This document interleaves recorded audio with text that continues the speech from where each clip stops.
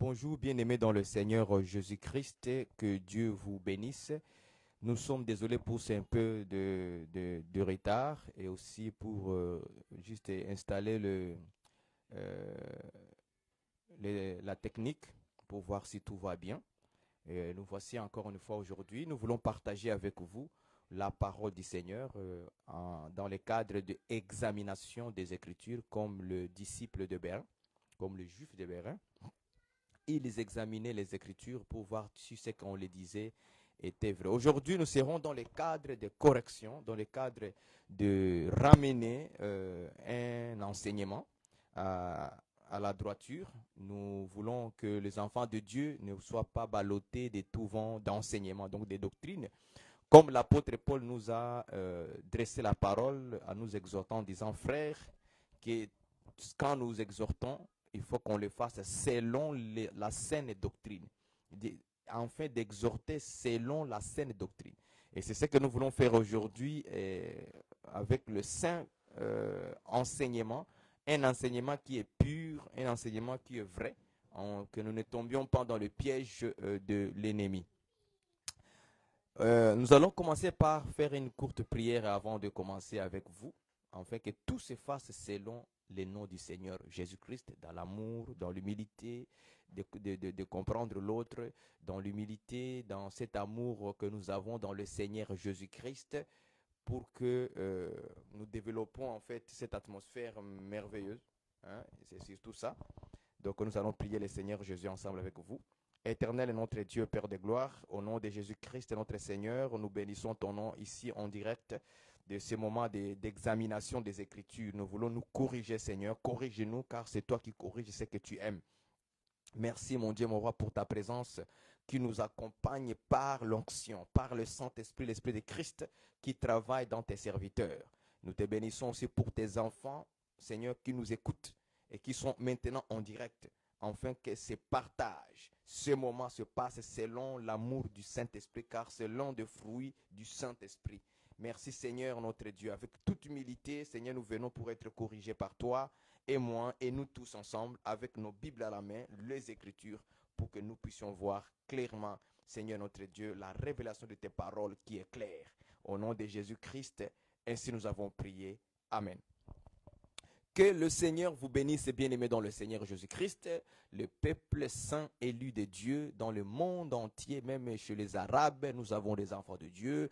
En Arabie Saoudite, nous avons les enfants de Dieu. En Irak, en Afghanistan, nous avons les enfants de Dieu. Nous les saluons tous et tous ceux qui sont les chrétiens qui sont en Inde, que Dieu vous bénisse, car nous croyons que là-bas vous propagez la saine doctrine, le saint enseignement du Seigneur Jésus-Christ, afin que les Indiens soient sauvés. Que Dieu vous bénisse. Aujourd'hui, notre question de l'émission est basée sur est-ce que Jésus-Christ ne sauve pas parce qu'il avait dit ta foi t'a sauvé. Donc nous allons scripturer les Écritures. Les amoureux de la vérité de la parole, je vous en supplie d'avoir vos Bibles à la main, parce que c'est important qu'ensemble avec vous, nous puissions nous corriger, nous puissions regarder dans la parole de Dieu, qu'est-ce que la parole de Dieu dit exactement à ce sujet. Car aujourd'hui, il me semble qu'il commence à y avoir beaucoup des enseignements. Donc moi, à un moment donné, vous savez, j'étais un peu absent sur les réseaux sociaux. Je suis un peu absent les samedis. Ok. Voilà, mais de temps en temps, je fais les efforts pour que je sois là pour partager aussi avec vous la parole de Dieu. Vous savez, les réseaux sociaux aujourd'hui est devenu comme une poubelle. Il y a beaucoup de choses vraiment très mauvaises, plus que ce qui est bon. Donc, c'est pour ça que parfois, je me méfie trop avec les Facebook. J'aimerais ça me concentrer un petit peu avec ma famille, avec la famille spirituelle, la famille physique aussi également. Donc, mais je sais que Dieu nous donnera le temps de retourner aussi pour annoncer de belles choses de la parole de Dieu, selon ce que le Seigneur mettra dans notre cœur. Ok? Donc, vous savez. Donc, aujourd'hui, nous commençons à entendre un peu des messages qui viennent troubler notre foi. Et pour ne pas être troublé par quelques personnes, par certains frères, comme l'apôtre Paul l'avait écrit dans le lettre de Thessalonique, on va le lire rapidement, de Thessalonique. On va les lire avec vous. Prenez votre Bible à la main, s'il vous plaît. Prenez votre Bible à la main. Je n'aime pas trop que nous soyons dans le... je vais prendre avec vous une écriture où Paul parle aux Thessaloniciens sur un point. Il dit à ces gens-là qu'ils ne soient pas troublés par quelques lettres ou par quelque inspiration, de certaines personnes qui s'est prétendues venues de Paul. C'est-à-dire, quelque part, aujourd'hui, les lettres que les gens peuvent envoyer aujourd'hui, c'est sur les réseaux sociaux. Est-ce que vous comprenez ça? C'est sur les réseaux sociaux. Parce que sur les réseaux sociaux, les gens écrivent. Ils font des écrits. Ces écrits que les gens font là, sur le message de l'évangile, ce sont des lettres en réalité qu'on envoie aux gens. Ce sont des messages, parce que la lettre veut dire message. C'est un message qu'on envoie. Peu importe que ce soit des inspirations de quelqu'un qui vient mettre ça sur les réseaux sociaux, vous devez d'abord examiner ces messages-là, cette révélation, cette lettre-là, par rapport aux enseignements que Jésus-Christ a donnés, aux enseignements que les apôtres aussi ont laissés aux églises. Parce que dans toutes les églises, nous n'avons qu'un seul évangile, nous n'avons qu'une seule saine doctrine, nous n'avons qu'un seul enseignement ensemble. On n'a pas deux enseignements. On n'a pas deux prédications. Non. Dans l'église de Jésus-Christ, nous n'avons qu'un seul enseignement. C'est Jésus. Une seule parole, la parole de Dieu. Donc, tout doit se vérifier par les Écritures. Si quelqu'un vient vous dire, par exemple, que Jésus-Christ ne sauve pas, mais c'est ta foi qui te sauve, vous devez examiner cette parole-là avec les Écritures, n'est-ce pas? Vous devez les regarder avec les Écritures. Vous ne pouvez pas seulement dire oui, amen, sans avoir vérifié la chose. Il faut d'abord vérifier la chose avec la Bible que tu as chez toi à la maison. Regardez si, quelque part, les apôtres ont dit, Jésus ne sauve pas. C'est ta foi qui te sauve. Est-ce que vous comprenez ça? Quand vous voyez une phrase comme ça, ne croyez pas comme ça, comme bêtement. Non, non, non. Commencez par vérifier. Donc, Jésus-Christ, il faut aller mot à mot, phrase par phrase, pas à pas. Jésus-Christ ne sauve pas. Tu cherches là, on écrit, Jésus ne sauve pas. Après, on te dit, ta foi t'a sauvé. Mais tu cherches la foi t'a sauvé, c'est où? Tu vois, quand tu vas marcher comme ça, tu seras un bon disciple qui veille sur l'enseignement. Je vous ai dit que par les Écritures, l'enseignement sauve. Et un faux enseignement perd. Il perd les âmes. Vous serez perdus. Est-ce que vous voyez ça? Donc, un vrai enseignement va te sauver. Et un faux enseignement va te perdre. Va t'amener en enfer, au séjour des morts. Et ta fin sera douloureuse, comme nous l'avons vu, le monsieur là dans Luc chapitre 16, je crois, l'homme riche et Lazare. Vous voyez, l'homme riche, quand il était dans le séjour des morts, la Bible dit qu'il plairait là-bas. Il avait des douleurs, des angoisses. Il plairait qu'on puisse même donner un petit, que Lazare mette son doigt dans l'eau, puisse seulement lui faire couler dans sa bouche. Parce que là-bas, il n'y avait plus accès à l'eau. Est-ce que vous comprenez ça? C'est important de comprendre cela. Là-bas, c'est douloureux. Parce que cet homme riche n'avait pas l'enseignement. Il n'avait pas Jésus en lui. Voilà pourquoi il ne pouvait pas hériter le royaume. Il s'est contenté de la richesse de la terre. Il ne savait pas que les choses de la terre sont éphémères. Les choses de la terre ont une fin. Les choses de la terre ne donnent pas la vie, mais ça nourrit la chair. Et lui, il n'était pas préoccupé aux choses du ciel, les choses de Dieu. Il ne pensait pas à aller voir, à rencontrer Abraham, à rencontrer Dieu lui-même. C'est comme cet homme-là qui faisait l'agriculture. Il plantait des nourritures. Et le jour où il a récolté, cueillir ses fruits, il a rempli ses dépôts. Et il se disait, mon âme, repose-toi. Maintenant, rassasie-toi, réjouis-toi. Et Dieu lui a dit, toi qui ne connais même pas les choses du ciel, qui ne te préoccupe pas avec Dieu, s'enrichir en Dieu. Et aujourd'hui, ton âme te sera redemandée. C'est cet homme riche-là, de Lazare là-bas. Parce qu'il s'est préoccupé de sa richesse. Il mangeait tous les poulets, les viandes hachées. Et les fruits étaient remplis sur sa table. Mais on lui a redemandé son âme parce qu'il n'a pas cherché la richesse en Dieu. C'est important, bien le Seigneur. C'est d'abord la première chose à faire, c'est de chercher la richesse en Dieu. La richesse qui va te donner l'accès à aller au ciel. Et cette richesse qui te donne accès au ciel, c'est Jésus-Christ. C'est le Seigneur Jésus. C'est la parole. C'est l'enseignement pur. La sainte doctrine du Seigneur Jésus-Christ. C'est ça qui te donnera l'accès d'aller au ciel. C'est ça le chemin étroit. C'est ça la porte resserrée. Où il y a peu de gens qui les trouvent. C'est le Seigneur Jésus-Christ lui-même. Parce qu'il dit, je suis la porte du ciel. Donc c'est lui la porte resserrée. Le chemin resserré. Il a dit, je suis le chemin. Est-ce que vous voyez ça? C'était lui. Il parlait que de lui. Et il y en a peu qui les trouvent. C'est Jésus-là que nous prêchons aujourd'hui. C'est un Jésus, la saine doctrine. La saine doctrine.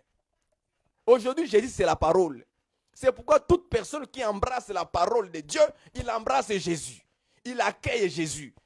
Toute personne qui accepte la vraie parole, il accepte Jésus dans sa vie. C'est pourquoi il a dit dans Apocalypse, je tape à la porte. Si quelqu'un me ouvre, je rentrerai. Je mangerai avec lui. Est-ce que vous comprenez ça? Il rentrera en quoi? Dans ton cœur. Mais cette parole-là qui rentre dans ton cœur, c'est Jésus-là plutôt. C'est Jésus-là qui rentre dans ton cœur. C'est la parole. Et la parole vient taper sur ta porte. Et c'est lui qui ouvrira le cœur. Le cœur de l'homme, c'est ça la porte de l'homme. Et quand tu ouvres ton cœur, Jésus rentre. Et quand il rentre, il va souper avec toi. Il va manger avec toi, frère. Comme nous avons vu aussi, Jésus-Christ être à la table avec les disciples, il mangeait avec ses disciples. Est-ce que vous voyez ça? C'est ça, frère. Il va manger aussi avec toi. Est-ce que vous comprenez ça? Il va marcher avec toi. Il va rire avec toi. Il va se réjouir avec toi. Est-ce que vous comprenez ça, frère? C'est ça, frère, la Bible. C'est comme ça qu'on prêche les Écritures. Pour que le peuple soit sauvé. Ok, vous voyez ça? Ça, c'était juste une parenthèse pour vous nourrir un peu, là, pour vous activer aussi d'aimer Jésus. Vous voyez ça? Donc, la question que nous nous posons dans notre examination des Écritures, est-ce que Jésus-Christ ne sauve pas? Parce qu'il avait dit, ta foi t'a sauvé. Donc, ce n'est pas Jésus-Christ qui sauve, mais c'est la foi de la personne qui le sauve. Alors, nous allons voir par les Écritures attentivement avec vous, pour voir réellement si cet enseignement-là vient du ciel ou ça vient peut-être par le désir de vouloir avoir des révélations ou par le désir du diable qui a inspiré. Parce que souvenez-vous aussi que quand Jésus-Christ avait prophétisé en disant ceci, qu'il va mourir et le troisième jour il ressuscitera. Pierre a dit, Seigneur, tu ne mourras pas. Est-ce que vous comprenez ça? Jésus a dit, arrière de moi Satan, car tes pensées sont des pensées de l'homme.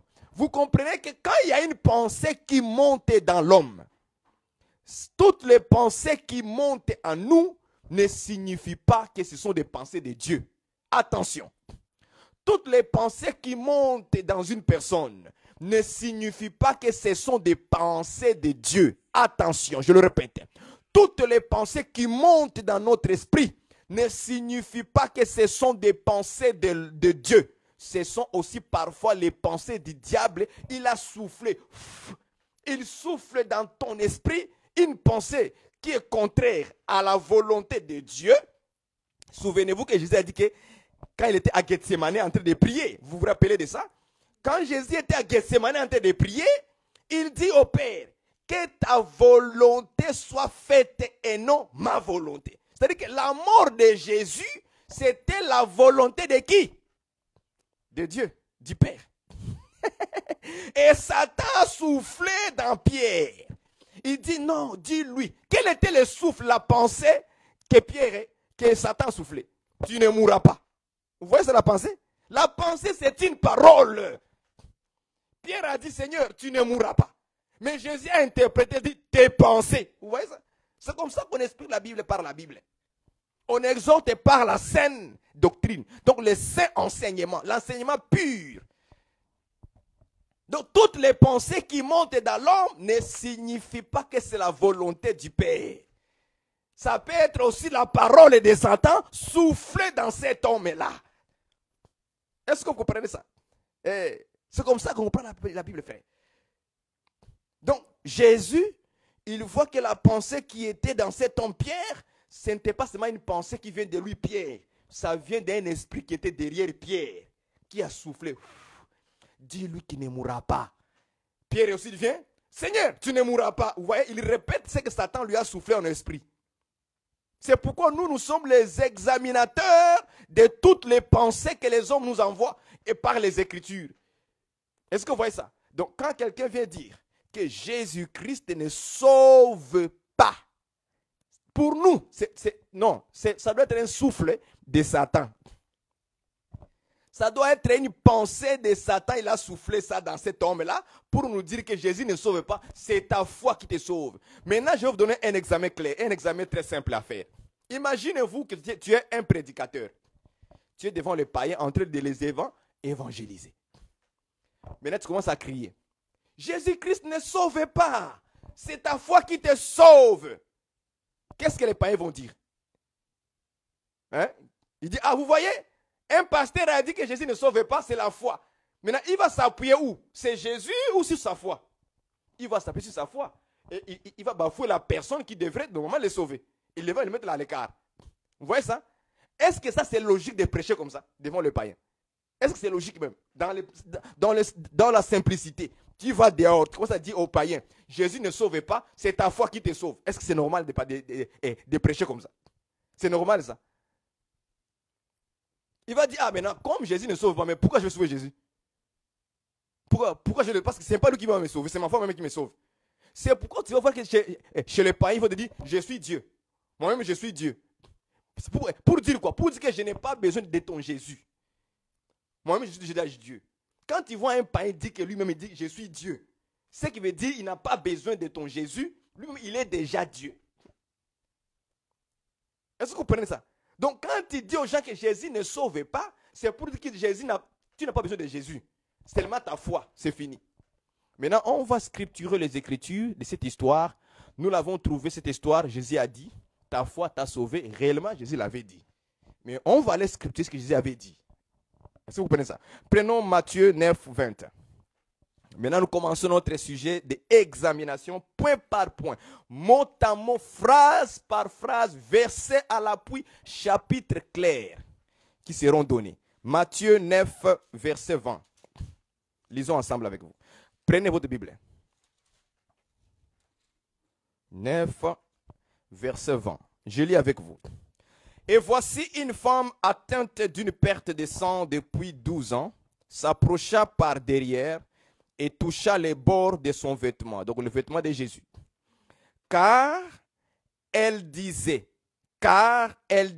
en elle-même, donc dans son cœur, en elle-même veut dire dans son cœur. Elle disait, deux points, si je puis seulement toucher son vêtement, je serai guéri. Verset 22. Jésus se retourna et dit, en la voyant, deux points, prends courage ma fille, ta foi t'a guéri, n'est-ce pas? Et cette femme fut guérie à l'heure même. Point. Ça, c'est l'histoire d'une femme qui a été guérie de perte de sang pendant 12 ans. Cette femme, elle s'est dit en elle-même, les jours où je vais voir Jésus, je vais seulement toucher son bord de vêtement et je serai guéri. Retenez ça, hein? Elle a dit ça en elle-même. Elle n'a pas dit à tout le monde, elle a dit ça dans son cœur. Que les jours où je vais voir Jésus, je vais toucher les bords. Ici, au bord là, ce sont le bout d'un vêtement, au bout là. Je veux toucher là-bas, et quand je vais me toucher, je serai guéri. Dans la réalité, dans l'histoire réelle, vraiment, la femme entendait ce jour-là. Ce jour-là est arrivé. La femme a vu Jésus, il est rentré dans la foule, et il est arrivé auprès de Jésus. Il s'est jeté seulement à toucher le bord. De la même manière comme elle avait déjà dit ça dans son cœur. Maintenant, elle a mis ça en action. N'est-ce pas? Elle va, elle court, elle prend les bords de vêtements de Jésus. Automatiquement, elle fut guérie. Selon Matthieu. N'est-ce pas? Et Jésus se retourna en la voyant. Et puis Jésus dit, ma fille, ta foi t'a guéri. Retenez ça. Ta foi t'a guéri. Ok. Prenons Marc chapitre 5, verset 25. On va les point par point. Chapitre par chapitre, verset par verset. On va pas quitter ça, frère. Lorsque la foi de beaucoup sera basculée, vous irez tous en enfer. Mais lorsque votre foi sera basée sur une bonne parole, vous serez sauvés. Je prends Marc 5, verset 25. La même histoire. Or, il y avait une femme atteinte d'une perte de sang depuis 12 ans. Elle avait beaucoup souffert entre les mains de plusieurs médecins. Elle avait dépensé tout ce qu'elle possédait. Et elle n'avait approuvé aucun soulagement, mais était allée plutôt en empirant. Verset 27. Ayant entendu parler de Jésus, retenez ça, selon Marc, hein, ayant entendu parler de Jésus. Donc, il y avait des gens quelque part qui lui ont dit, il y a Jésus. Cet homme-là, il a fait beaucoup de miracles quelque part. Il guérit les gens, les malades, parce qu'ils ont vu Jésus quelque part, guérir aussi les malades. N'est-ce pas? Ok, on y va. Alors, ayant entendu parler de Jésus, elle vint dans la foule par derrière. N'est-ce pas? Et touchant son vêtement.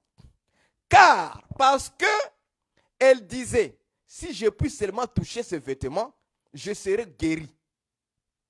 Au même instant, la perte de sang s'arrêta et elle sentit dans son corps qu'elle était guérie de son mal. Jésus connut aussitôt en lui-même qu'une force. J'ai marqué. J'ai marqué. Il ajoute quelque chose. Marc, qu'est-ce qu'il dit? Jésus connut aussitôt en lui-même qu'une force était sortie. J'aime la précision de Marc. Une force a quitté Jésus. Pour aller où? Hein? Quand on dit quitter, là, on peut dire c'est déplacé. N'est-ce pas? C'est déplacé. Donc, Jésus avait une force en lui-même. Mais quelqu'un l'a touché et la force a quitté Jésus pour aller sur une autre, sur la personne, sur la femme, n'est-ce pas? Vous voyez ça? Donc, une force était sortie de lui et se retournant au milieu de la foule, il dit, qui m'a touché? Qui a touché mes vêtements? Ses disciples lui dirent, tu vois la foule qui te presse et tu dis qui m'a touché? Et il regardait autour de lui pour voir celle qui avait fait cela. La femme effrayée et tremblante, sachant ce qui s'était passé en elle, vint se jeter à ses pieds et lui dit toute la vérité. Mais Jésus lui dit, ma fille, ta foi t'a sauvé. Vous voyez maintenant? Dans l'autre côté, on a dit ta foi t'a guéri. Ici, on dit ta foi t'a sauvé. Ça veut dire que guéri et sauvé, c'est la même. Hein? C'est ça la Bible. C'est que guéri, ça veut dire sauvé aussi. Nous, on n'est pas là-bas dans les définitions. Ça, c'est la lecture noir sur blanc. On n'a pas encore commencé à expliquer. Le fait n'a pas encore commencé à sortir. On a seulement d'expliquer seulement les Écritures. Qu'est-ce que vous, les disciples qui me suivent là maintenant, qu'est-ce que vous avez compris? Hein? Vous, les disciples, qu'est-ce que vous avez compris par rapport à ces Écritures-là? 2 chapitres qu'on vient de lire, de Matthieu et Marc. Qu'est-ce que vous avez? Vous avez vu qu'on a dit que Jésus ne sauve pas? Vous voyez ça? Est-ce qu'on a dit que Jésus ne sauve pas? C'est ta foi qui te sauve. C'est ça qu'on a écrit là-bas. Jésus a dit, femme, ta foi t'a sauvé. On n'a pas dit que Jésus ne sauve pas. C'est pas ce qu'on n'a pas dit. Ça, on appelle ça des enseignements ajoutés. On ajoute des mots, des phrases, des choses qu'on ne comprend même pas. On ne peut pas prêcher aux gens, dire Jésus ne sauve pas, c'est ta foi, parce que Jésus a dit que ta foi t'a sauvé. Ce n'est pas ça. Il n'a pas dit que ce n'est pas moi qui te sauve, c'est ta foi qui te sauve. Ce n'est pas ce que Jésus a dit. C'est un langage beaucoup spirituel quand le Seigneur te dit ta foi t'a sauvé. C'est un langage. Ce n'est pas littéral pour dire que maintenant Jésus n'est plus important, donc c'est ta foi seulement qui est importante. Non, non, non, non, non. C'est que tu n'as pas compris. Examinons maintenant les Écritures, suivez-moi attentivement. La femme avait un problème du mal dans son corps. Elle avait besoin d'une guérison.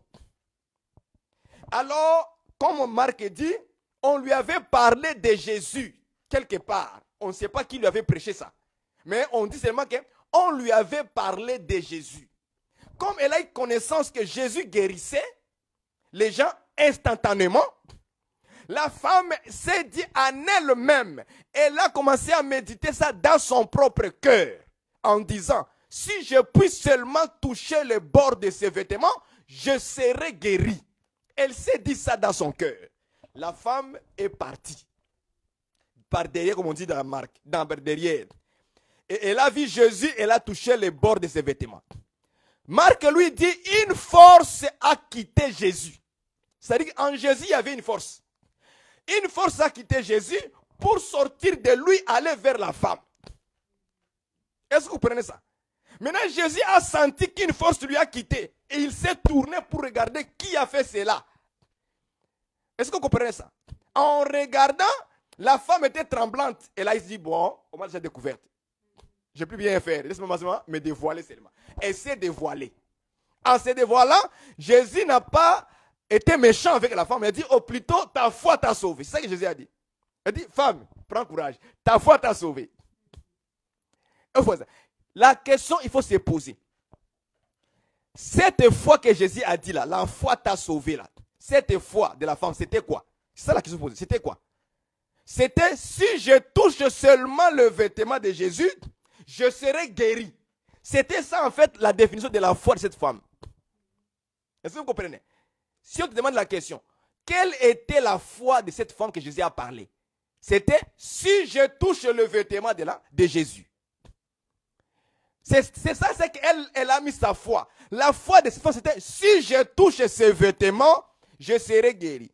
En d'autres termes, si je ne touche pas Jésus, ces vêtements de Jésus, je ne serai pas guéri. Maintenant, qui a guéri? Qui a sauvé? Mais c'est Jésus, mon frère. Parce que la femme a mis sa foi en qui? C'est en Jésus. Donc c'est la foi en Jésus qui sauve. Donc c'est Jésus lui-même qui sauve en réalité. Parce que si la femme n'avait pas touché Jésus, elle ne serait pas être guérie ou sauvée. Il fallait que la présence de Jésus soit là pour qu'elle puisse trouver la guérison ou bien être sauvée. Je ne sais pas si vous me comprenez. C'est comme ça qu'on examine les Écritures, frère. La foi sans Jésus, c'est une foi morte. Est-ce que vous comprenez ça? Il n'y a pas une foi. Cette femme-là n'a pas dit, bon, je vais rester à la maison. Ok. J'ai la foi en Dieu, je serai sauvé. Ok. Je reste là. Non, non, non. C'était la foi dans la personne de Jésus. C'est pour ça que Jésus-Christ a été content. Il s'est tourné et dit, ma fille, cette foi que tu as, ça t'a sauvé.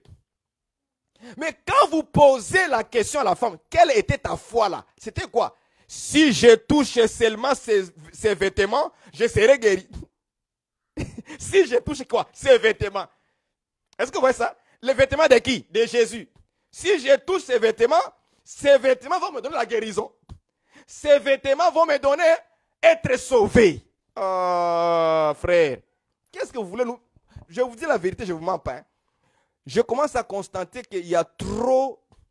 Les choses qui commencent à être très mauvaises aujourd'hui, commencent à rentrer maintenant dans les assemblées des saints, soi-disant, ils ont des révélations.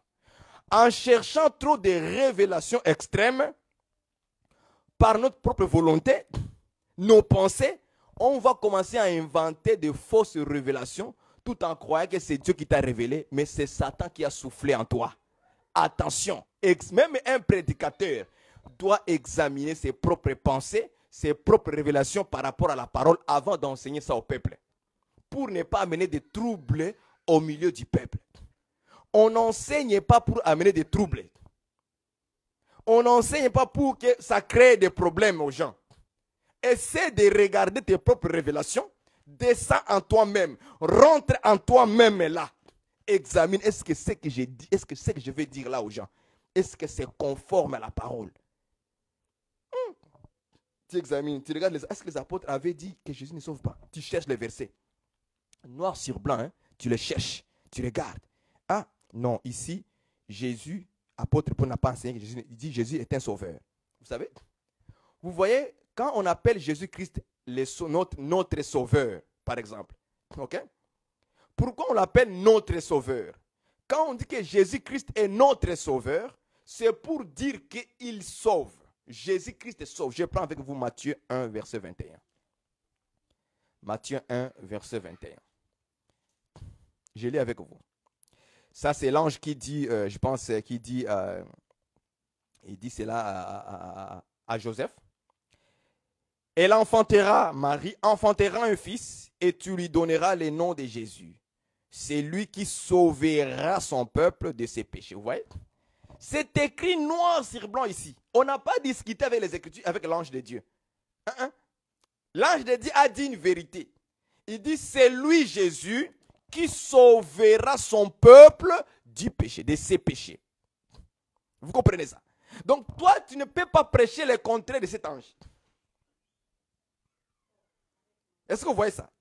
Les apôtres ont dit que Jésus-Christ, notre sauveur, par exemple. Ils ont dit que Jésus-Christ nous a sauvés de nos péchés, par exemple. Toi, tu ne peux pas prêcher le contraire des apôtres comme ça, en disant, Jésus ne sauve pas. Tu viens contredire la saine doctrine, le saint enseignement des apôtres. Tu viens contredire aussi l'ange de Dieu qui a dit que cet enfant qui naîtra, tu lui donneras le nom de Jésus. C'est lui qui sauvera. Voilà pourquoi on l'appelle sauveur. Vous savez, dans le métier par exemple, allons noir sur blanc, terre à terre, dans le métier. On appelle quelqu'un un mécanicien. Parce qu'il fait quoi? La mécanique. On appelle quelqu'un médecin. Parce qu'il fait quoi? La médecine. On appelle quelqu'un, par exemple, enseignant. C'est parce qu'il enseigne à l'école. Donc, par rapport au métier que tu fais, on te donne l'adjectif de ce nom-là. Tu deviens en fait ce métier-là en réalité. Donc, moi, je ne suis pas avocat. Pourquoi je vais faire maintenant la justice? Personne ne peut m'appeler avocat si je n'ai pas ce métier d'avocat. Personne ne peut m'appeler médecin si je ne fais pas la médecine. C'est impossible que je puisse tenir ce métier-là, tandis que moi, je ne fais pas ça. On t'appelle pasteur parce que tu fais le métier de qui? D'un serviteur de Dieu. Tu prêches la Bible. N'est-ce pas? Donc, par rapport au métier que tu fais, on t'a donné un titre avec les métiers ensemble. Est-ce que vous comprenez ça? Tu es évangéliste parce que tu évangélises les gens. Donc, tu fais le métier d'évangélisation. Donc, si on dit Jésus, on l'appelle sauveur parce qu'il fait quoi? Il sauve. Donc, il fait le métier de sauver les gens. Et c'est que l'ange a dit, c'est lui qui sauvera son peuple de ses péchés. Donc, Jésus nous sauve de nos péchés. Par rapport à nos péchés, Jésus-Christ, c'est lui notre sauveur. Donc, il fait le métier de sauver. Et toi, tu viendras nous dire le contraire. Jésus ne sauve pas, c'est ta foi qui te sauve. Donc, mettons Jésus à côté. Maintenant, va avec ta foi maintenant pour être sauvé. Tu iras tout droit en enfer. Tout droit au séjour des morts sans le savoir. Et tu vas t'appuyer, non, c'est la révélation. Ce n'est pas tout qu'on doit engober comme révélation sans vérifier dans les Écritures, s'il vous plaît. Dans l'amour du Seigneur. Ça, c'est Satan qui est en train de souffler dans les assemblées de saints de tels messages. Moi, je ne peux pas laisser aller ces choses comme ça. Je sais que celui qui nous sauve de nos péchés, c'est Jésus. Et ma foi maintenant, moi, doit être sur Jésus. Voilà. Est-ce que vous comprenez ça? Prenons Actes des Apôtres, Actes chapitre 4. On examine les Écritures par rapport. Jésus ne sauve pas, c'est la foi qui te sauve. Actes des Apôtres, chapitre 4, verset 12.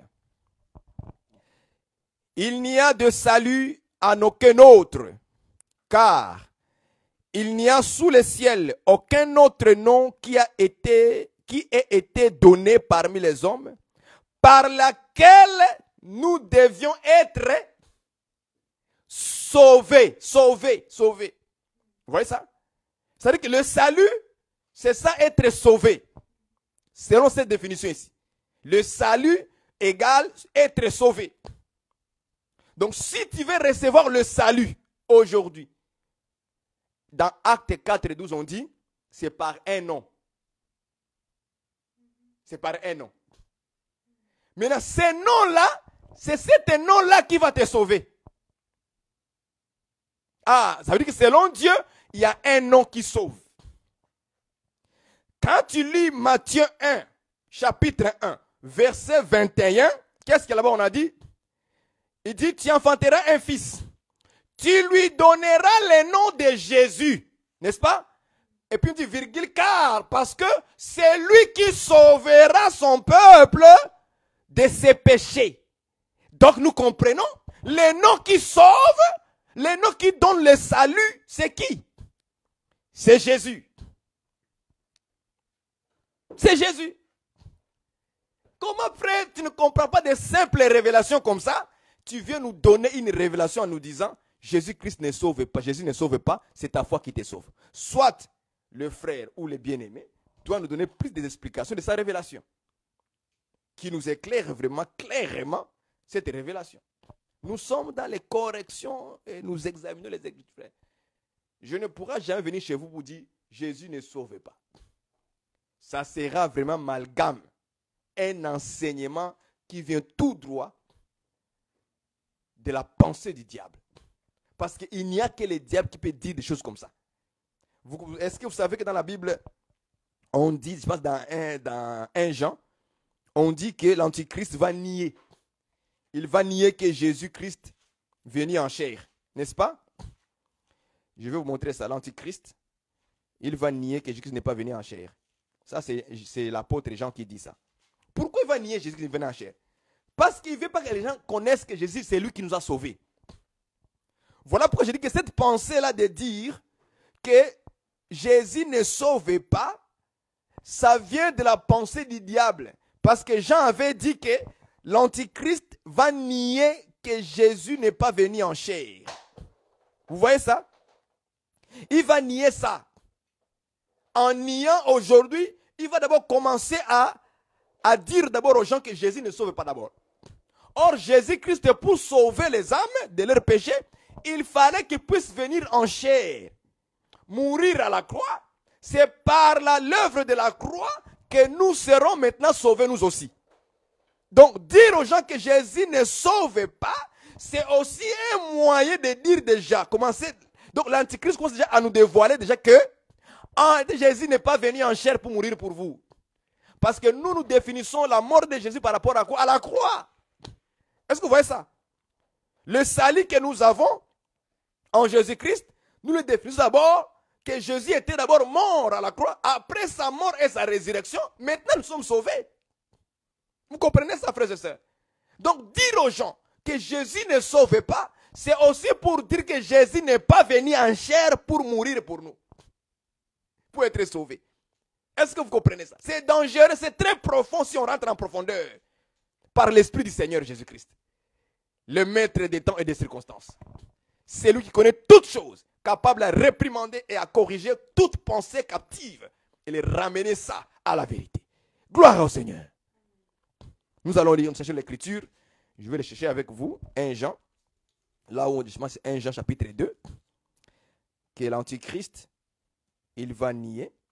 1, 22. Écoutez ce qu'il dit. Qui est menteur sinon celui qui nie que Jésus est le Christ? Celui-là est l'Antichrist qui nie le Père et le Fils. Mais il y a une écriture que nous allons chercher. Si vous l'avez déjà trouvée, vous pouvez nous l'envoyer. Cette écriture-là, je pense que c'est dans 1 Jean. Il dit qu'il va nier que Jésus-Christ, que Jésus n'est pas venu en chair. Ok? Et c'est très important de comprendre ces choses-là. Je lis avec vous le chapitre 4. 1 Jean chapitre 4, verset 1. Bien-aimés, n'ajoutez pas foi à tout esprit, mais éprouvez les esprits pour savoir s'ils sont de Dieu. Car plusieurs faux prophètes sont venus dans le monde. Point. Je prends le verset 2. Reconnaissez à ceci, écoutez, reconnaissez à ceci l'Esprit de Dieu, 2 points. Tout esprit qui confesse Jésus-Christ est venu en chair est de Dieu. Vous voyez ça? C'est-à-dire que reconnaissez ceci, l'Esprit de Dieu ne confessera jamais que Jésus ne sauve pas. Jamais de la vie. Je vous dis la vérité. Ce n'est pas moi, c'est l'Écriture. 1 Jean chapitre 4, verset 2. Reconnaissez à ceci l'Esprit de Dieu, 2 points. Tout esprit qui confesse Jésus-Christ venu en chair est de qui? Est de Dieu. C'est-à-dire que tout esprit qui confesse que Jésus était venu en chair, c'est comme si tu confesses que Jésus-Christ est venu mourir à la croix. Maintenant, si quelqu'un ne confesse pas cela, ça veut dire Jésus n'est jamais venu sur la terre. Il n'est pas mort à la croix. Alors s'il n'est pas mort à la croix, c'est que aussi il ne nous a pas sauvés. Est-ce que vous comprenez ça? En prêchant cela, vous déroutez vous-même et vous déroutez tous ceux qui vont écouter, soit disant la révélation. Écoutez, quand on parle de la révélation, on va prendre psaume. Psaume. Parce que je suis tellement très rapide aujourd'hui. On ne va pas rester là-dessus en train de parler beaucoup. Mais je prends avec vous psaume 119. Je pense que c'est le verset 30, si je ne me trompe pas. Je vais prendre avec vous psaume. Le verset qui dit, la révélation de tes paroles est claire. Vous voyez ça? On dit la révélation de tes paroles est claire.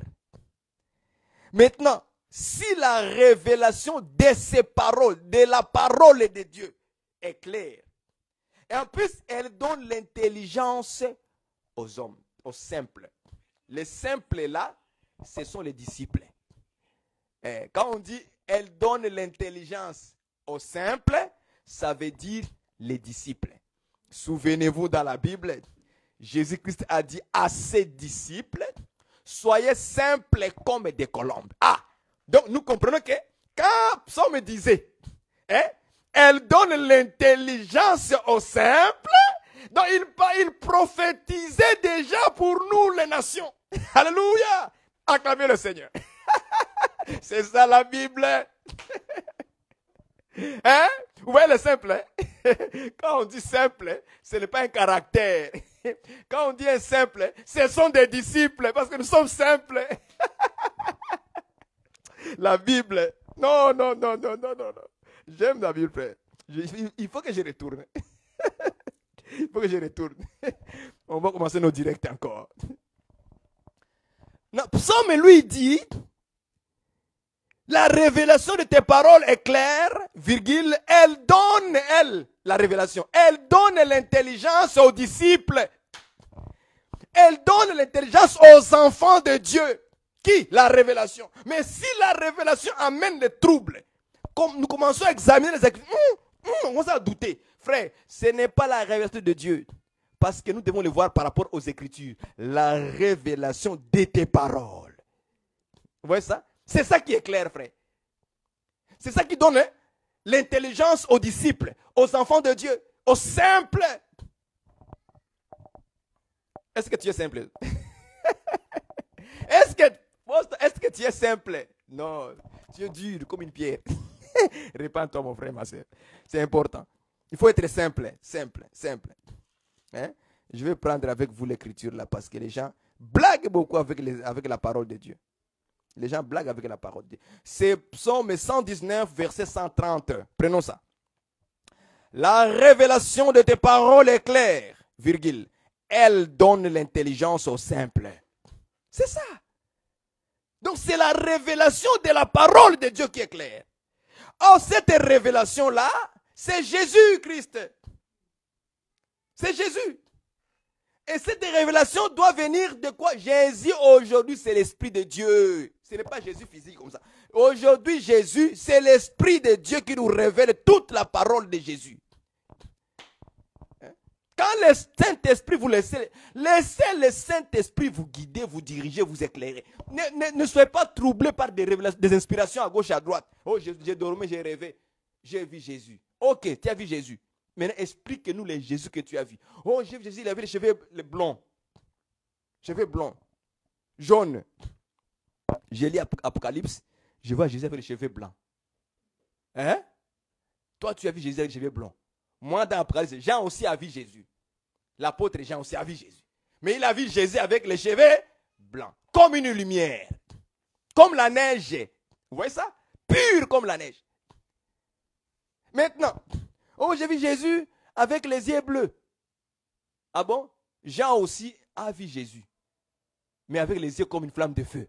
Frère, c'est comme ça qu'on examine les choses. Oh, vous avez entendu sur les réseaux sociaux là, les gens qui aiment le Jésus noir, hein, le Jésus africain.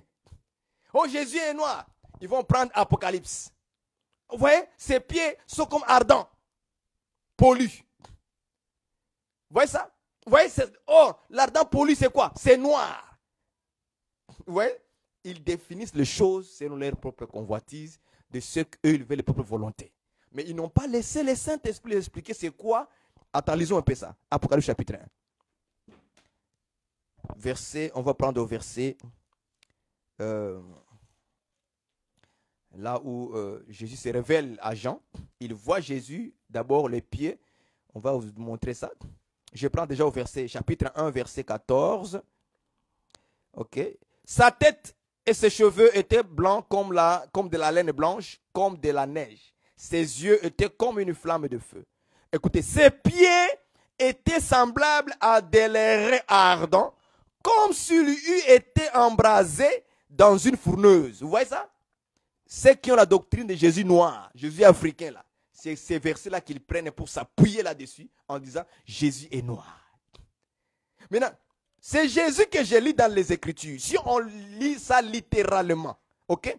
Vous allez comprendre qu'ici on dit que ses pieds sont semblables à des lairs ardents. Ok? Comme s'il y était embrasé dans une fourneuse. Maintenant, lisons maintenant sa tête. Qu'est-ce qu'on dit? Sa tête et ses cheveux étaient blancs. C'est-à-dire que c'est Jésus là, noir c'est blanc. En haut, il était blanc. En bas, il était noir. Hein? Au pied, il était noir. Mais en haut, il était blanc. Selon l'écriture. Selon leur philosophie. Selon leur pensée. Comme ils veulent présenter Jésus noir. Mais ils oublient la tête et les cheveux. Est-ce que vous voyez ça? Ils oublient la tête et les cheveux qui étaient tous en blanc. Est-ce que vous comprenez ça? Maintenant, quand on dit tête, c'est la tête formée des yeux, la bouche, le nez, les oreilles. N'est-ce pas? Maintenant, on dit la tête et les cheveux. C'est-à-dire que même la partie que vous voyez là, la partie peau, hein, la partie peau ici, là, ok, c'était blanc. Maintenant, ces cheveux, donc la partie cheveux et la partie barbe, les poils et tout ça, c'était en blanc. Donc, c'est Jésus là, côté haut, il était blanc, côté en bas au pied, il était noir. Selon leur philosophie. Pas moi, Barouani, selon leur philosophie. Si on lit noir si blanc comme ça, frère, voilà comment beaucoup de chrétiens, ça se dit, on a un Jésus noir nous aussi. Allez-y avec cette philosophie. Si Dieu ne vous donne pas la révélation de ces choses, ne courez pas vite à parler. Soyez lent en parlant, mais beaucoup à écouter. Ça va vous sauver la vie. Ça vous sauvera la vie. Est-ce que vous voyez ça? C'est comme ça que Satan travaille dans les pensées de beaucoup de gens qui veulent prêcher. sans être prudent de bien marcher selon la volonté du Seigneur. Même quand nous prêchons, nous devons chercher Dieu nous révéler les choses et venir les poser au peuple pour qu'eux aussi soient sauvés comme toi. Parce que l'enseignement sauve. Et un faux enseignement tue et amène au séjour des morts, dans la géhenne. C'est ça mon souci aujourd'hui. Viens te dire, mon frère, ma soeur, ne crois pas cet évangile où on te dira que Jésus-Christ ne sauve pas. C'est ta foi qui sauve. Ta foi seule sauve, pas Jésus. C'est ta foi qui sauve. Moi, je te dis que c'est un faux enseignement. C'est Jésus-Christ qui sauve. C'est lui qui doit se sauver. Maintenant, ta foi doit être en Jésus-Christ. Ça ne peut pas être la foi vide. Non, il n'y a pas une foi vide. Ça n'existe pas. Dans les choses de Dieu que nous prêchons, il n'y a pas une foi vide sans Jésus. Non, ça n'existe pas, frère. C'est la foi en Jésus-Christ. Paul a dit dans Romains, il dit, nous sommes sauvés par la foi. Nous sommes sauvés au moyen de la foi. Mais qui t'a sauvé? C'est Jésus. Mais la foi que j'ai là, qui m'a permis d'être sauvé, c'est je l'ai mis ça en Jésus-Christ. Si je ne mets pas sur lui, ma foi est vaine, est vide. Est-ce que vous comprenez ça? Et j'irai tout droit en enfer en croyant que j'étais sauvé. Mais tu n'as pas été sauvé. Acte des apôtres dit, le salut se trouve dans un seul nom. Dans un seul nom. Pour être sauvé parmi les hommes. C'est-à-dire, parmi les hommes, je prends acte. Parce que là, je suis en train de courir un peu vite. On va finir ça. Celui qui comprendra, qu'il comprenne. Celui qui va continuer à croire que Jésus ne sauve pas, mais c'est la foi qui te sauve, qu'il continuera après cette prédication d'examination. On est là dans les examinations des choses de Dieu pour que le peuple retourne à la bonne parole. Je prends Acte chapitre 4, verset 12. Je retourne à ça. C'est important. C'est être sauvé là qui trouble les gens. Être sauvé. Il n'y a de salut en aucun autre, car il n'y a sous le ciel aucun autre nom. C'est-à-dire, c'est le nom là que Dieu a mis parmi les hommes. Il dit, un autre nom qui ait été donné parmi les hommes. C'est-à-dire, parmi les hommes, Dieu a donné un nom par lequel nous devons être sauvés, recevoir le salut. Parce que le salut veut dire être sauvé. Maintenant, c'est ce nom-là que Dieu a donné parmi les hommes pour être sauvé. Si toi, un frère, tu prends cette écriture, maintenant tu vas chez les païens pour les prêcher, tu vas leur dire quoi? Tu vas leur dire quoi? Quel est le nom que tu vas les apporter? Je te pose la question. Tu vas chez les païens, ou bien tu es dehors en train d'évangéliser, et tu prends Acte 4, verset 12. Tu commences à les prêcher. Il n'y a aucun autre nom qui sauve. Il y a seulement le nom de... Il faut déterminer.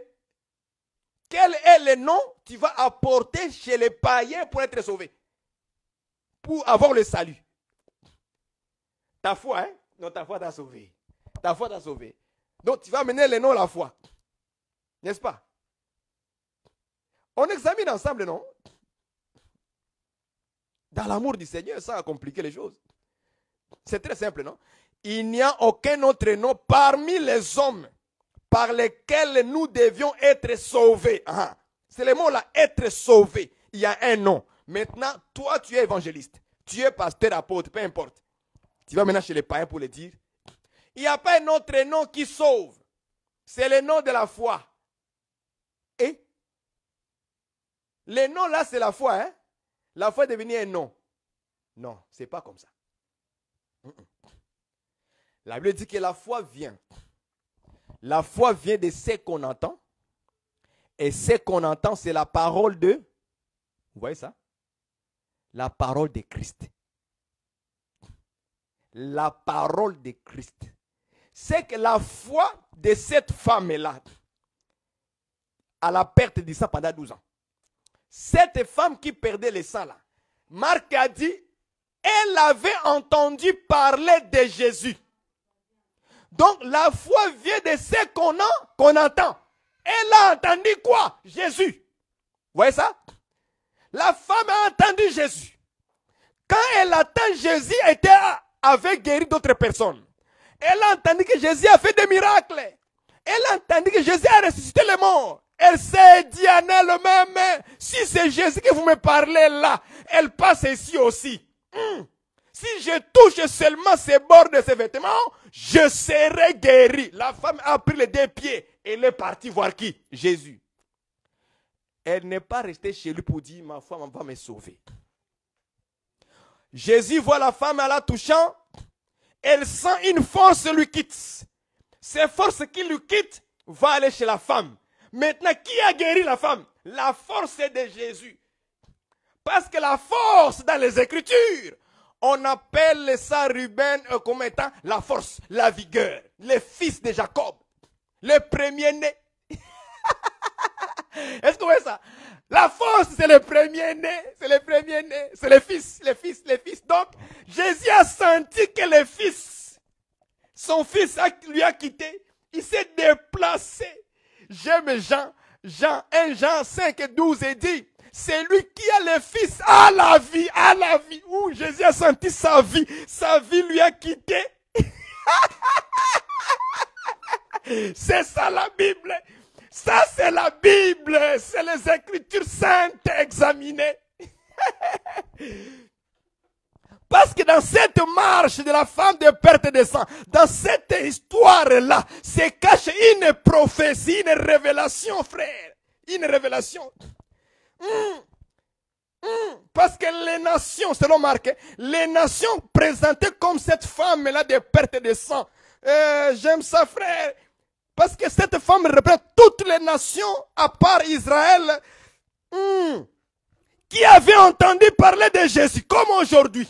L'Esprit est en train de crier sur la terre, en train de parler de Jésus, et les gens écoutent, entendent maintenant parler de Jésus par les 5 dons ministériels, ministère de la parole. Par le ministère de la parole. Vous entendez parler de Jésus. Est-ce que vous voyez ça? Et vous venez maintenant écouter, c'est Jésus-là. Et quand vous le touchez, le Fils sort de Dieu. Il vous donne la vie. Parce que Jésus que vous voyez là, c'est tout un arche qui s'est déplacé. En cours de route, il s'est arrêté la marche. Parce qu'il fallait arrêter la marche pour que la nation d'abord puisse goûter à la vie. Parce que la force qui a quitté Jésus, c'est ça, la vie qui a quitté Jésus. Le Fils a quitté le Fils. Hein? C'est ça l'évangile. Le Fils qui quitte le Fils. Ah, langage parabolique. Hein? Non, langage parabolique, c'est bon, frère. Langage parabolique, c'est bon. Le Fils qui quitte le Fils. Jésus a senti que la force lui a quitté. Cette force s'est déplacée pour aller où? Pour aller guérir la femme. Donc la femme a été guérie par qui? La réponse est claire. Par la force qui vient de Jésus. C'est Jésus qui l'a guérie. Cette force-là, on l'appelle le Fils. Premier-né. Premier-né, Ruben. Premier-né. C'est ça la vigueur, la force de Jacob. Le Fils. C'est le premier-né. Jésus est qui? Le premier-né. Vous voyez ça? En toutes choses, il est le premier-né. Il est le Fils. Jean lui dit, l'apôtre Jean, 1 Jean chapitre 5 verset 12, il dit, c'est lui qui est le Fils à la vie. Le Fils c'est la vie. Aïe, aïe, aïe, aïe, aïe, aïe, aïe, aïe, aïe. Donc c'est la vie qui a quitté Jésus pour donner la vie à la femme. Le Fils a quitté le Fils. Il s'est déplacé pendant un temps dans les nations aujourd'hui. Acclamez le Seigneur Jésus-Christ. Alléluia. Gloire au roi des rois. Le Seigneur des seigneurs. Le Dieu tout-puissant. Le Seigneur, le Saint, Saint, Saint et le Seigneur Jésus-Christ. Alléluia. Recevez la vie, frère, de Jésus-Christ. Recevez la force de Jésus. Mettez votre foi en Jésus-Christ. Ne mettez pas foi en toi-même en disant je serai guéri comme les gens le prêchent. Non, mets la foi en Jésus et tu seras sauvé et tu seras guéri de ta maladie. Est-ce que vous comprenez ça? Ça, c'était très simple à comprendre. Quand l'Esprit de Dieu prend sa place pour prêcher ces choses, vous serez heureux et heureuse. Et vous ne serez pas trompé par quelques inspirations ou quelques lettres que les gens peuvent mettre sur le Facebook. Nous examinons tout ce que les ministres nous disent, tout un frère. Parce qu'aujourd'hui, tous les frères veulent prêcher. Tout le monde veut prêcher aujourd'hui. Et faute de chercher trop de révélations, On s'efforce. Laissez-toi. Écoute, tout ce que je vous dis là, en prophétie, parfois en révélation, ça vient là. Moi, j'ai préparé que... Regardez les versets que j'ai préparés. C'est ça ici que vous voyez là. Il y en a combien? 1, 2, 3, 4, 5. 5. Mais tout le reste là, c'est pas moi qui l'avais. Les psaumes, tout ça, c'est pas moi. Ça vient tout seul comme ça coule. Je ne force rien. Moi, c'est une habitude que je me suis discipliné comme ça. De ne pas forcer pendant la prédication. Mais de se laisser Dieu lui-même me donne le message et qui me donne d'autres choses encore à ajouter dessus. Mais quand on force la révélation, on va aller dire que Jésus ne sauve pas, c'est ta foi qui te sauve. Parce qu'on a forcé la révélation. Aujourd'hui, Jésus est en cours de route. On lui a arrêté à cause de la foi qu'on a mise sur lui. Parce que nous croyons en lui qu'il est notre sauveur. Voilà pourquoi aujourd'hui Jésus est arrêté en cours de route. Là où il voulait aller, il ne peut pas aller tout de suite. Il va s'arrêter d'abord aujourd'hui. Aujourd'hui, Jésus est en plein arrêt. On l'a arrêté à cause de la foi que nous avions. Est-ce que vous voyez ça? À cause de la foi que nous avons, que si nous touchons cette parole, cette force, ces bords de vêtements, nous serons guéris. Est-ce que vous voyez ça? Voilà pourquoi les bords des vêtements de Jésus aujourd'hui, c'est l'enseignement, la parole.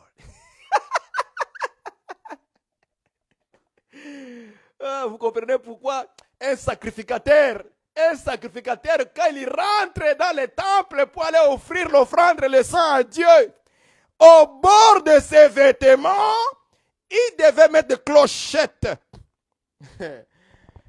avec une corde. Est-ce que vous voyez ça?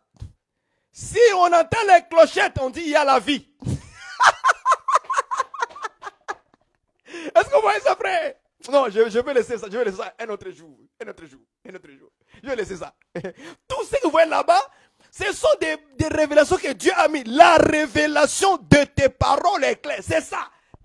Un sacrificateur, quand il rentre dans le lieu saint des saints, il doit mettre des clochards au bord de ses vêtements. Quand il bouge, les gens qui sont dehors, là, ils entendent train. Donc il y a la vie. Il est encore vivant. Parce que le sacrificateur, il devait se déplacer, se mouvoir dans les temples. Il doit se déplacer. Quand il se déplaçait, les clochettes sonnaient, et le peuple savait dehors qu'il y a la vie là-bas. Il est vivant. Ouais, ça. Donc les bords de vêtements là, voilà pourquoi ça donne la vie. Parce qu'il y avait une force là-dessus. Est-ce que vous comprenez ça, frère? Aujourd'hui, les bords de vêtements de Jésus-Christ, c'est sa parole, un enseignement pur, prêché par le prédicateur aujourd'hui.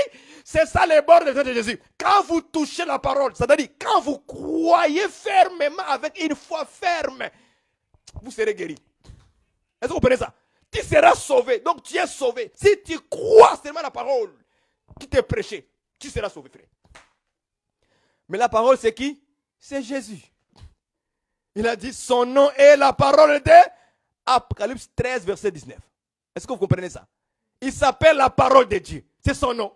Donc, quand Acte 4, verset 12 dit, il n'y a pas un autre nom sur la terre qui puisse sauver, c'est la parole de Dieu, frère, qui est Jésus-Christ. C'est son nom à lui. Il y a les noms comme en tant que Jésus-Christ, mais il y a aussi un autre nom qu'on appelle la parole de Dieu. Est-ce que vous comprenez ça, frère? Donc aujourd'hui, le nom que Dieu a mis parmi les hommes pour être sauvé, c'est la parole de Dieu. La Bible. Elengi kitoko makasi penza. Kitoko. Vraiment muda hakuna kabisa. Kuna muda tutaongea mambo kama hii siku nyingine. Mungu tusaidie. Que Dieu nous aide. Qu'on prêche encore, qu'on retourne dans ces choses-là. Chaque samedi à 10h, 16h en France, en Afrique. Qu'on parle encore des choses de Dieu, qu'on en parle encore. Les gens en ont besoin. Il y a trop de fausseté sur les réseaux sociaux. On doit balayer ça. Hein, frère, ma soeur, on doit balayer des faux enseignements. Que Dieu vous bénisse. Je crois que par la grâce de Dieu, le paix que nous avons donné comme lumière, je crois avec simplicité que les gens comprendront Et ils ne croiront pas à tout vent des doctrines et d'enseignements qui vont se soulever dans ces derniers temps. Mais nous allons veiller sur l'enseignement. Et nous allons garder cet enseignement. La Bible dit ceci dans Actes chapitre 2. Très très important. Verset 42. Acte 2, 42 dit, « Ils persévéraient dans l'enseignement des apôtres, dans la communion fraternelle, dans la fraction du pain et dans la prière, et dans le prière. » C'est important de persévérer, de garder, de s'attacher à l'enseignement des apôtres.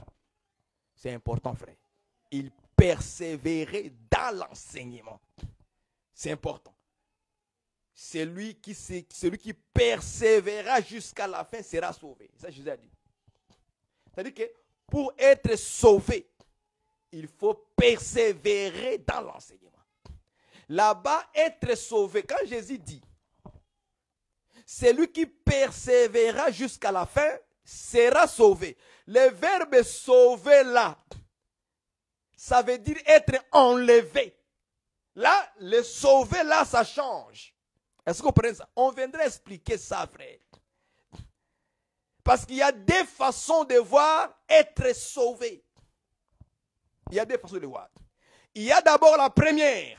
C'est être sauvé spirituellement. Là, physiquement, tu marches, tu vas au travail, tu as ta femme, tu as tes enfants, tu vis ta vie normale, ok? Mais tu es sauvé spirituellement. Une partie de toi est sauvée. Ton âme est déjà sauvée. Ça, on appelle ça être sauvé spirituellement. Bon, ça, c'est un langage que moi, je dis seulement. Tu es sauvé de manière spirituelle. Mais charnellement, tu n'es pas encore sauvé. Ah oui.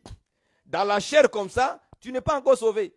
Mais spirituellement, tu es sauvé. N'est-ce pas? Maintenant, la deuxième être sauvé, il s'agit maintenant de l'enlèvement. Quand le Seigneur viendra nous prendre, nous changerons le corps. Un corps mortel changera à un corps immortel. À ce moment-là, maintenant, nous sommes sauvés. Est-ce que vous voyez ça? Maintenant, il faut persévérer jusqu'à la fin. Pourquoi on dit la fin? C'est-à-dire que jusqu'à la fin des temps, jusqu'à la fin où Jésus-Christ reviendra. Est-ce que vous comprenez ça, frère? Quand Jésus viendra, c'est ça la fin aussi. Est-ce que vous comprenez ça? Quand il vient, c'est la fin.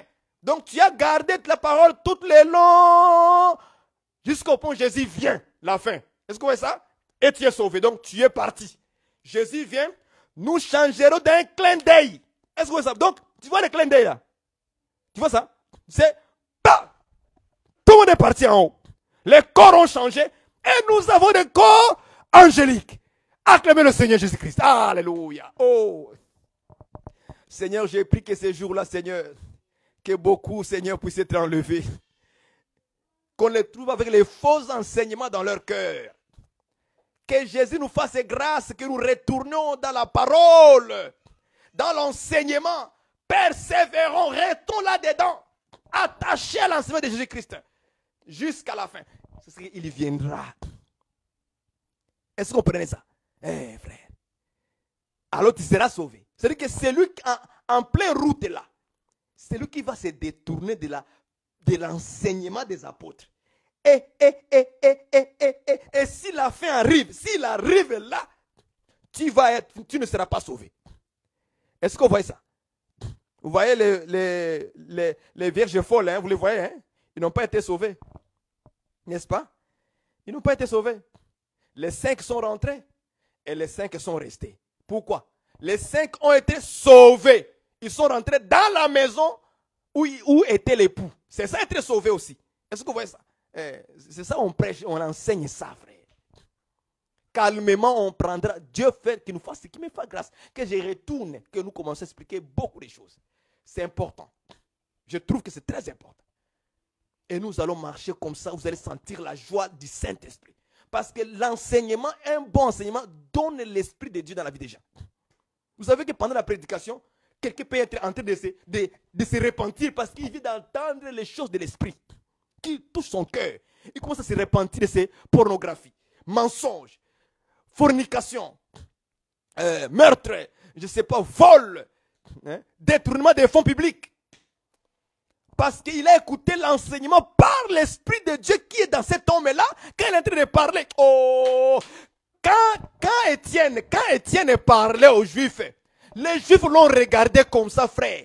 Ils ont vu son visage briller comme un ange, comme un ange. Pourquoi? La Bible dit qu'il était rempli du Saint-Esprit. Le Saint-Esprit a la capacité de changer notre nature pour que les adversaires, pour que nos ennemis nous voient comme ça, ils voient ce n'est pas Barouani. Non, non, non, non, c'est un ange. Ah, attention avec la bonne sémence, l'enseignement pur, prêché par le Saint-Esprit, frère. Ça fait trembler les ennemis. Mais quand nous détruisons l'enseignement, la vérité, on commence à prendre les choses de nos pensées. Le diable nous souffle, on prend. Les révélations, on prend les révélations n'importe comment.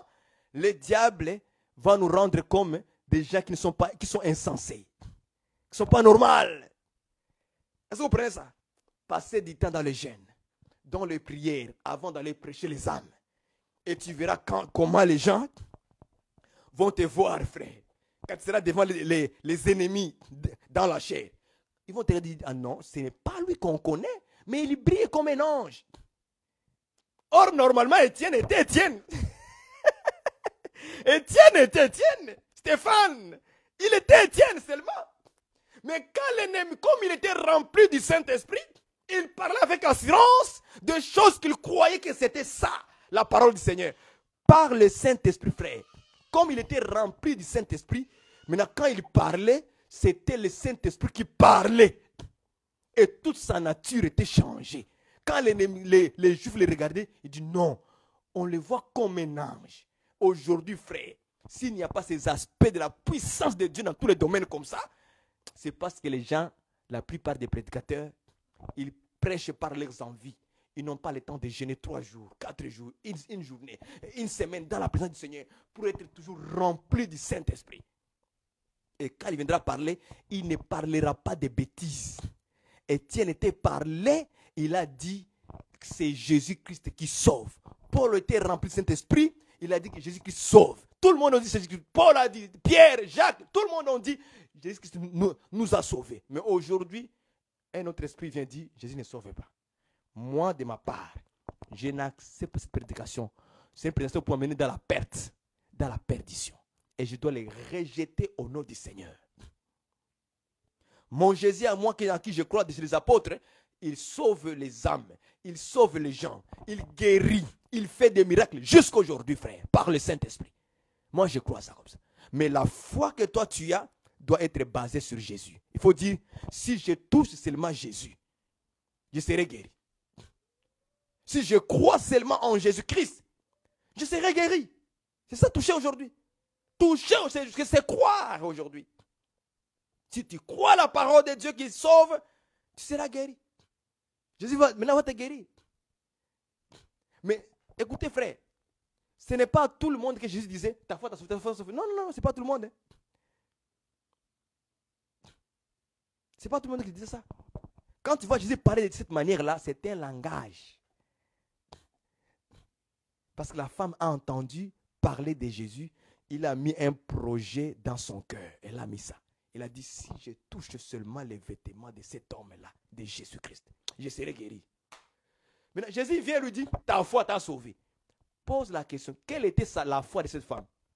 Si je touche les vêtements de Jésus. C'est ça, la foi sans les œuvres est morte. En réalité, cette foi-là que Jésus a parlé, c'était la foi en lui, Jésus. Vous voyez ça? Quand il dit ta foi là, c'est-à-dire ta foi en moi t'a sauvé, t'a guéri. Sans Jésus, il n'y a pas de foi, frère. Sans Jésus, il n'y a pas de guérison, il n'y a pas de miracle, il n'y a rien. Il n'y aura que des faux miracles, des faux guérisons que le diable essaie de mettre à devant pour attirer beaucoup de foules, quoi. Mais véritable guérison, véritable miracle, c'est Jésus-Christ qui les donne. Que Dieu vous bénisse, si vous avez compris. S'il y a des questions, je ne sais pas, il n'y a pas de questions. Hein? Je pense qu'il n'y a pas de questions.